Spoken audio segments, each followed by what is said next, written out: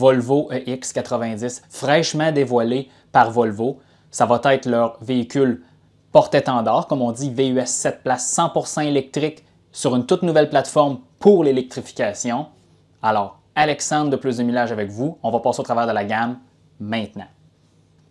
C'est sûr que je ne cacherai pas que j'ai été propriétaire de 3 Volvo dans les dernières au moins 6 ans. Tout récemment, j'ai redonné là, en fin de location là, un Volvo S60 T6 2019 que j'ai adoré. Donc, c'est sûr que pour moi, parler de Volvo, c'est assez facile, mais je veux dire, on va passer là, au travers des faits, là, puis je vais vous dire qu'est-ce que j'en pense de ce tout nouveau modèle-là qui pave la voie là, justement à l'électrification complète de la gamme Volvo. Puis ça, c'est déjà bien entamé parce qu'on a le XC40 électrique. Moi, je vais compter Polestar à l'intérieur de Volvo, donc on a le Polestar 2 aussi, on a le Polestar 3 qui s'en vient. Et aussi, on a des versions hybrides branchables de toute leur gamme à moteur thermique. Et maintenant aussi au Canada, en 2022, tous leurs modèles de base à essence, mais en réalité, ils sont mild hybrid 48 volts. Comme on dit, là, tu ne peux plus avoir un modèle seulement à essence. Il y a toujours un peu d'électrification dans leur gamme.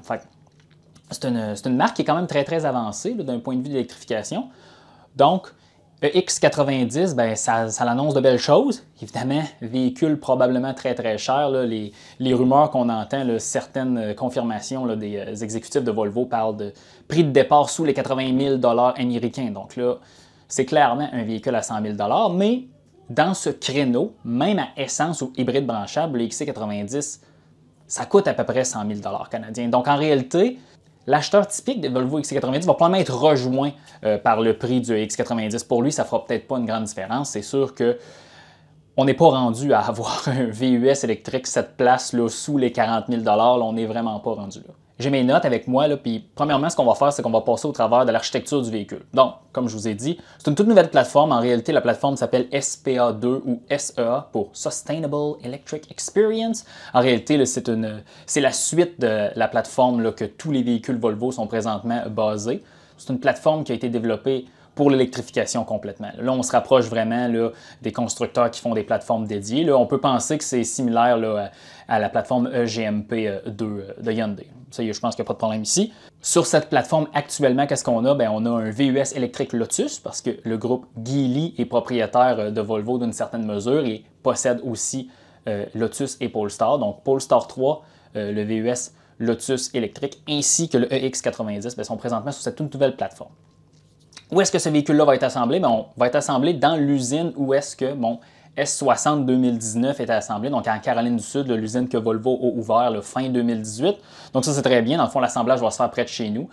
Évidemment, délai de livraison, on ne le sait pas encore, mais Volvo dit que les précommandes seront en 2023, livraison en 2024. Donc là, ça, c'est un peu comme Silverado EV et Equinox EV. C'est des véhicules là, pour dans 2 ans. Mais bon, je pense que ça, c'est la nouvelle réalité du marché automobile, là, de prévendre des véhicules, là, quelque chose que Tesla là, a lancé là, dans les 5 dernières années. Parlons maintenant des spécifications. Donc, le EX90, batterie de 111 kWh fabriquée par CATL. Là, CATL, c'est le fournisseur principal de batteries chez Volvo. C'est même aussi un fournisseur de batteries pour Tesla, mais en réalité, c'est le plus gros groupe là, de fabrication là, de cellules de batterie au monde. C'est un groupe chinois, mais bon. 111 kWh, dans le fond, c'est comme le Polestar 3. Là, dans le fond, c'est 2 véhicules là, qui sont très, très similaires. D'ailleurs, vont être assemblés sur la même ligne de production, là, comme je vous disais, là, en Caroline du Sud. Pour ce qui est de la puissance, et là, c'est là que c'est intéressant. Lorsqu'on va là, dans les documents de price de Volvo, on voit qu'il y a 3 modèles de X90, mais seulement un pour l'instant qui a été annoncé pour l'Amérique du Nord. Un modèle, là, le modèle pour l'Amérique du Nord qu'on va avoir au Canada et aux États-Unis, c'est d'une puissance de 496 chevaux, là, 500 chevaux, là, ça n'a pas vraiment d'importance, 0,1 4,9 secondes. En réalité, là, dans le fond, tous les gros véhicules électriques maintenant, je pense qu'on n'a même plus besoin de parler de la performance, c'est tous des véhicules qui sont rapides. De base, on est 2 moteurs, donc 4 roues motrices, il n'y a pas de problème ici. Pour ce qui est de l'autonomie, puis là, c'est là que moi, je vais poser ma première critique, malgré qu'on n'a pas beaucoup de détails. Bien, il y a 2 modèles en Europe. Puis dans le fond, le modèle nord-américain ne sera pas disponible en Europe. Il y a un modèle moins puissant. Là, ici, je regarde mes notes, à 408 chevaux et qui a une autonomie WLTP de 600 km. Évidemment, WLTP, cette norme-là européenne, ne veut pas dire que c'est 600 km en Amérique du Nord, mais la plupart du temps, c'est une diminution d'à peu près 20 %. Là, quand tu fais le calcul rapidement, là, dans le fond, ça tombe à 480 km. Et c'est l'autonomie qu'on va avoir en Amérique du Nord aussi. Donc, ce que Volvo veut faire, c'est offrir le modèle le plus puissant en Amérique du Nord et en conservant là, une autonomie qui est quand même raisonnable. C'est sûr que ça ne bat pas le Tesla modèle Y, mais à 480 km, c'est quand même assez suffisant là, pour l'instant. Évidemment, aucune information sur des modèles moins puissants avec plus d'autonomie ou des modèles avec des plus grosses batteries. Pour l'instant, on va se concentrer sur un seul modèle pour l'Amérique. Ce véhicule-là, il est gros comment? Parce que dans le fond, un XC90, c'est quand même très, très gros. Bien, le EX90, en réalité, c'est le remplacement du XC90. Aussi, il y a des rumeurs que les versions hybrides branchables du XC90 vont être conservées là, pour une certaine période, là, pour genre faciliter la transition vers l'électrification, dis-je. Mais en réalité, le EX90, 5037 mm de long, donc 5 mètres de long, 2,1 mètres de large, et regardez, je regarde mes notes, 1,7 mètres de haut. Donc c'est très très gros et c'est très très similaire au XC90. Fait super intéressant, ça c'est un mastodonte, donc c'est quand même assez impressionnant d'avoir 480 km EPA, mais le coefficient de traînée aérodynamique est de 0,29. Là vous allez me dire, ouais Alexandre, 0,29, ok, c'est quand même haut. Bien, en réalité, là, les berlines intermédiaires, là, au milieu de la décennie 2010, 0,29, c'était pas mal la norme. Donc là, quand on pense à un Honda Accord, un Toyota Camry, 0,29, là, on a un VUS 7 places avec des vrais 7 places. On n'est pas dans un Mitsubishi Outlander ou dans le coffre d'une Tesla Model S.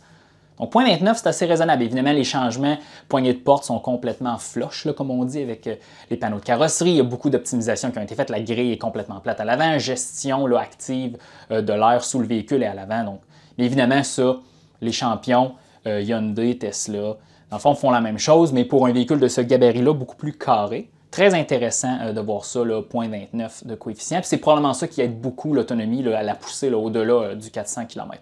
Malgré que j'aurais aimé voir quelque chose autour de 550 km, mais ce n'est pas le cas pour l'instant. Et si vous voulez avoir une idée là, de l'espace pour les jambes là, à la deuxième et troisième rangée, on parle de 92 cm à la deuxième rangée, puis la troisième c'est 81, donc c'est 10 cm de moins, là, on a à peu près ça. Et pour m'avoir assis dans un XC90 plusieurs fois, dans le fond, moi je suis une personne quand même un peu petite, mais je mesure 5 pieds 9, 5 pieds 10, puis à l'arrière, la troisième rangée d'un XC90, le confort est correct. Évidemment, on n'est pas dans un Chevrolet Suburban ou dans une vraie minivan, mais c'est très, très raisonnable lorsqu'on compare au travers là, de tout là, ce qui s'offre dans le 7 places dans le véhicule de luxe. Donc ça, c'est très, très bien d'avoir conservé ça parce qu'en réalité, qu'est-ce qu'on a? Qu'est-ce qui s'en vient dans l'avenir? On a le Ioniq 7 et le Kia EV9, mais évidemment, c'est des véhicules qui ne sont pas annoncés, mais on a une bonne idée que ces véhicules-là s'en viennent. Volvo est un synonyme de sécurité. Bien, les EX90, dans le fond, c'est un peu comme les XC90, première génération, deuxième génération. Il arrive avec une tonne de nouvelles technologies pour faciliter la conduite et ou éliminer ou éviter les accidents. Donc là, je vais aller un peu technique, vous allez voir, c'est super intéressant. Le Volvo EX90 va être le premier véhicule sur la route, on va dire, parce que certains concepts ont été annoncés avec la même technologie, avec un lidar. Qu'est-ce qu'un lidar? Bien, dans le fond, c'est une sorte de système de vision et de réception utilisant des lasers pour justement, dans le fond, c'est très très utilisé ces véhicules militaires, là. Et en réalité, ça projette des millions de points avec un laser, ça reçoit l'information et ça peut bâtir une image 3 dimensions de son environnement autour, jusqu'à une distance de 250 mètres. Donc c'est comme des caméras, mais avec une réelle perception de la profondeur et des petits détails. Donc ça, c'est très, très intéressant. C'est quelque chose que Tesla n'a jamais voulu aller. Tesla est très, très fort avec les systèmes de vision, des caméras, même que maintenant, il n'y a plus de capteurs radar sur les Tesla qui sont maintenant assemblés. On travaille seulement avec des caméras, c'est super correct, mais ça prend énormément de puissance logicielle pour faire ça. Le lidar aussi va avoir à traiter beaucoup de données. Et Volvo annonce que le cœur de ce véhicule là, va être fait par NVIDIA, là, dans le fond, un des leaders là, dans les cartes graphiques puis dans le fond, les unités de calcul. Surtout, les produits NVIDIA, on voit ça souvent aussi dans les consoles de jeux là, ou les ordinateurs. Donc ça, c'est très, très intéressant de voir que d'un point de vue logiciel, le Volvo met la gomme. Mais oui, le lidar, là, ça va être une sorte de, je vais vous le montrer, ça va être une sorte de petite capote sur le dessus du véhicule. C'est sûr que là, ça va affecter un peu l'aérodynamique, mais c'est la seule façon là, de pouvoir là, installer un système comme ça, là, parce qu'en réalité, il y a une série de miroirs, là, puis il y a le laser là, qui regarde tout autour de lui. Conduite autonome, encore plus autonome. Dans le fond, c'est pas annoncé que c'est un véhicule qui se conduit tout seul, mais d'un point de vue, là, je probablement que rouler sur l'autoroute avec ce véhicule-là, là, ça doit être assez impressionnant probablement la FSD Tesla, le GM Super Cruise et peut-être même au-delà de ça. Ce véhicule-là peut éviter des accidents parce qu'il comprend son environnement, il voit la profondeur. Donc.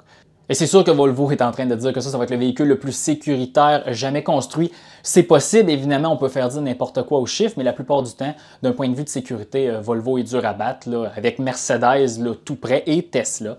Tous les véhicules Volvo que j'ai possédés, ça a toujours été très, très, très impressionnant, les technologies pour éviter les accidents et aussi la construction de ce véhicule-là, de la façon qu'il se conduit. C'est des véhicules qui sont très, très sécuritaires. Ce pas vraiment des véhicules sport, mais je veux dire, tu sais, un bon exemple, une grosse tempête de neige. Évidemment, en suivant les limites de vitesse ou en réduisant sa vitesse, j'ai jamais trouvé un véhicule aussi sécurisant à conduire dans des situations difficiles que ça. C'est même très, très impressionnant, ces véhicules-là. Puis dans le fond, si vous avez un jour la chance d'essayer des véhicules Volvo récents dans des conditions difficiles, vous allez comprendre que c'est très, très impressionnant. Là, si on va un peu dans les capacités aussi, puis dans le fond, un peu plus technique, mécanique, véhicule évidemment avec une suspension à l'air aux quatre coins, donc ça c'est très très intéressant. Hauteur ajustable, évidemment, ça va être très très confortable, plusieurs modes. C'est pas un véhicule qui est très très axé sur le hors-route. Par contre, Volvo, là, dans sa liste de spécifications sur son site global, annonce une capacité de remorquage de 2200 kg, tout près là, de 5000 livres, là, 4840 livres. Donc ça c'est très très impressionnant d'un point de vue de remorquage, évidemment. Hein, le remorquage, ça coupe l'autonomie en deux, la recharge, tout ça. Effectivement, mais quand même, hein, à nos amis de VR en électrique, 4800 livres, 2200 kg de remorquage, très très intéressant, véhicule 7 places. Et derrière la troisième rangée, bien, on a quand même de l'espace. Donc ça, c'est bien. Et là, on s'en va sur la recharge. Volvo annonce 10 à 80% en 30 minutes avec une puissance maximale de recharge de 250 kW. Donc ça, c'est très très...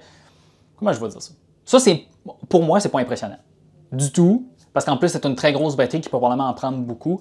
Moi, je m'aurais attendu, on aurait essayé d'accoter Hyundai avec un 18 minutes.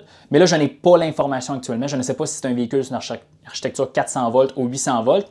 Mais tout porte à croire là, avec les informations que j'ai sur le Polestar 3. C'est un véhicule architecture 400 volts. Donc là, on est un peu limité ici. Mais même en réalité, Tesla est capable de faire mieux que ça avec une architecture 400 volts.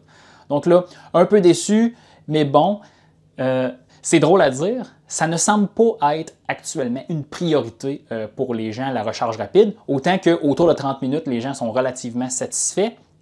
Mais lorsque je parle aux gens, l'autonomie, le prix et la performance sont les grandes priorités. Pour moi, la recharge rapide, c'est une priorité, donc là, je suis un peu déçu, j'aurais aimé ça, voir quelque chose moins de 30 minutes.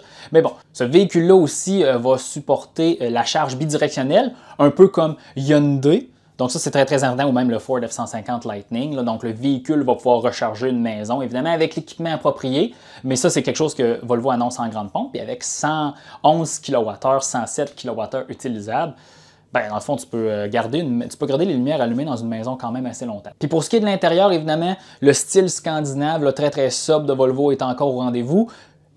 Tous les tissus et les surfaces sont durables en réalité dans un sens qu'elles sont faites de matériaux recyclés. Donc dans ce véhicule-là, il y a zéro cuir, zéro matériaux issus là, des animaux. La plupart des matériaux sont recyclés. Puis évidemment, cockpit complet là, avec le Google Automotive, le système embarqué Google, mais dans le fond, Volvo, là, depuis 2022, toute sa gamme est équipée du même système. Donc, mais cette interface-là va être un peu plus avancée, avec un beaucoup plus gros écran. Mais en réalité, là, ça reste encore là, Android. Là, on n'a pas besoin de notre téléphone pour faire fonctionner Android Auto. C'est Google complètement natif et ce système-là fonctionne très bien.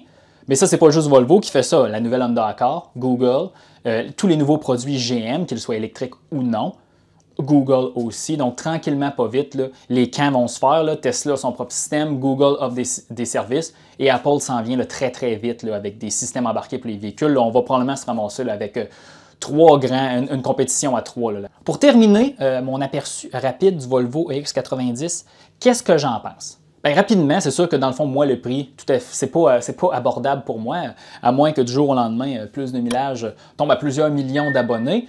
Mais bon, c'est pas le cas pour l'instant. C'est un véhicule que j'adore le look parce qu'on a conservé l'essence du Volvo XC90, qui est un véhicule extrêmement populaire. On a encore le 7 places. On a une autonomie décente, recharge rapide dans la moyenne.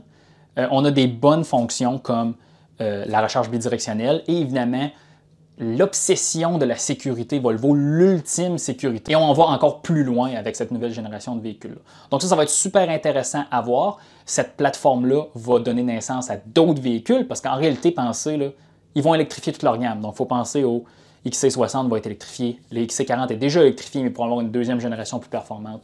Le S60 va être électrifié. Ça s'en vient. Ça va aller très vite. Volvo annonce un véhicule dévoilé par année jusqu'en 2030. Donc là, ça veut dire 8 véhicules.